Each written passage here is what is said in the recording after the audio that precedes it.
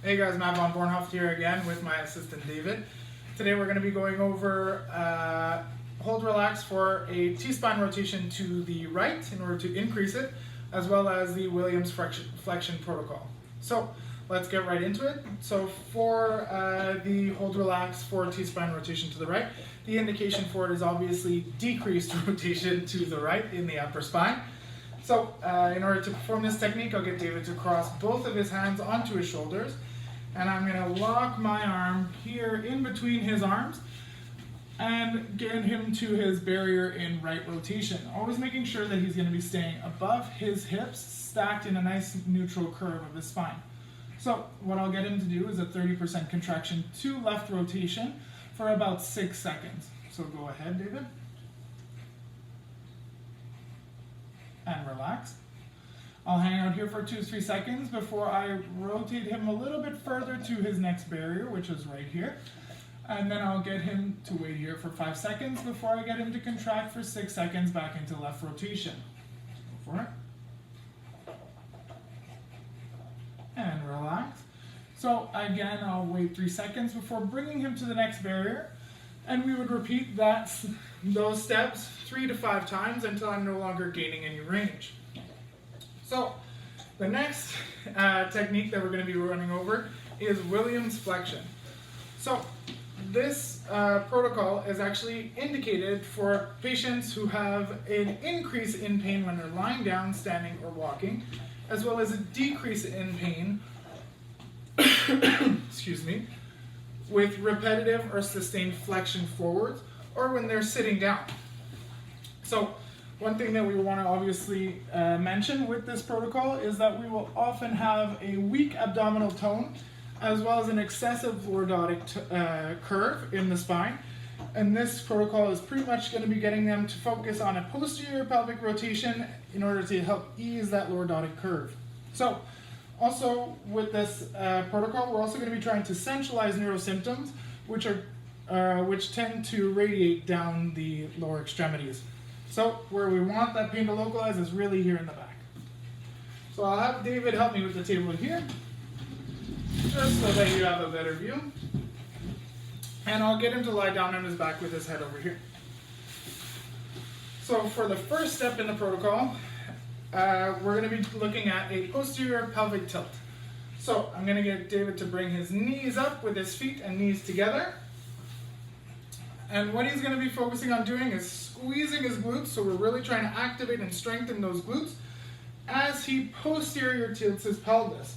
So he can also use the help of his abs, so doing a slight crunch from the bottom up, and roll that pelvis backwards and hold it for about 10 seconds. So what we're going to be doing is repeating this step, so 10-second posterior tilts for 10 reps, and that's going to be one set for our exercise. So if our patient's comfortable doing it more than once a day, he definitely can, but we definitely want to start them here and see how their symptoms begin to progress. This will kind of give us an idea of whether we're going to be incorporating parts of Williams flexion as well as Mackenzie extension protocol, and it's also going to tell us when we're ready to move on to step 2. Typically, we're not going to be moving on to future steps without actually having the patient go through each step for about a week. So I wouldn't send him home with, let's say, step 1, 2, 3, and 4 right away. I would definitely try and figure out where he's going to be starting, if it's step 1 or step 2, and then move progressively forward from there. So let's get into step 2. So this is going to be a single knee to chest. So what I'll get David to do is keep one leg stationary on the table without moving it, while grabbing the other knee all the way up as high as he can go to his chest, locking it in there to really try and stretch out the spine. So he'll hold this for 10 seconds before switching to the other side, so easing his leg down slowly to the table with control and lifting the other leg to his chest. So he'll be doing 10 times 5 to 10 seconds again, typically 5 times each side. Again, if he wants to do it twice a day, he can do it morning and night. So step 3, he's going to be grabbing both knees, bringing them both up to his chest, really making sure to elongate his erector spinae. So he really wants the musculature in his back to be as relaxed as possible. So he's holding his knees there for 10 seconds and then easing them both slowly down to the table. And then he'll start again. So we'll do 10 reps of 5 to 10 seconds. Sorry about that, dog's in the way. So we'll do 5 to 10 second reps for a total of 10 sets. Sorry, 10 reps of 10 seconds. So now we're gonna move into step 3. So David's gonna hold this position here with his lower body, and now we're gonna initiate a crunch from the top down. So he'll slowly lift his head and his shoulders up off of the table for about 2 to 3 seconds before easing back down to the table. So for this exercise, generally we'll try and get him to do it 12 to 15 times for a set before moving on to the next step. So once he's really comfortable with this, let's say doing 15 reps of 3-second holds twice a day, then we'll try and move him on to the next step, which is going to be the seated hamstring stretch. So I'll help David up.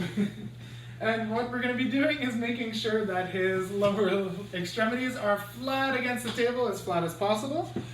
And then we're going to be asking him to slouch all the way forward throughout his spine as far as he can, trying to reach out for his toes that are extended up towards himself. So for this, we're going to be doing a 30-second hold. So hold that for 30 seconds, which is about now. And we'll get him to do that twice for 1 set.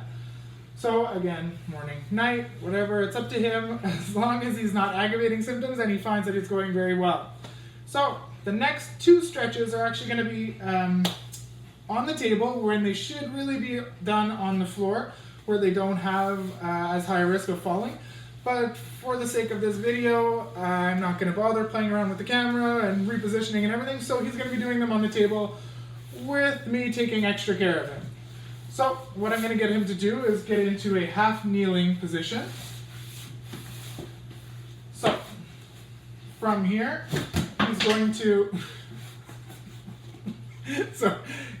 go into the half kneeling position with his knee and hip at 90 degrees.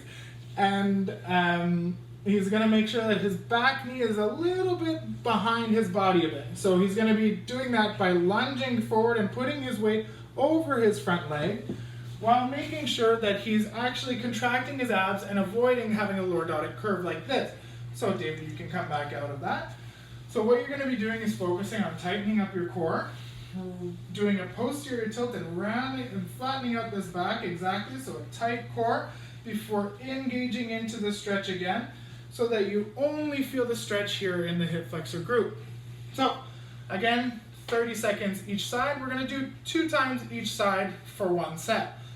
So let's move on to the most dangerous of our techniques today, since we're going to be doing it on the table.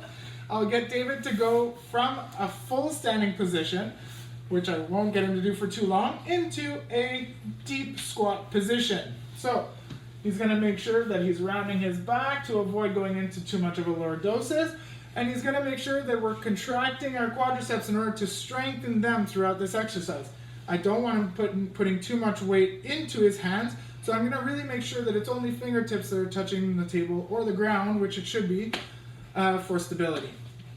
So when he does this for about 10 to 15 seconds, I'm going to get him to stand up fully before going into another rep. So he's going to be doing about 6 reps per set. You can come on down here onto the table on your knees. So you're going to be doing about 6 reps of about 10 to 15 seconds each. And again, you can do 2 sets, or if you're really comfortable at the end of this protocol, then you can even go ahead and do 3 sets a day. So thanks a lot, guys. I'll see you in the next video.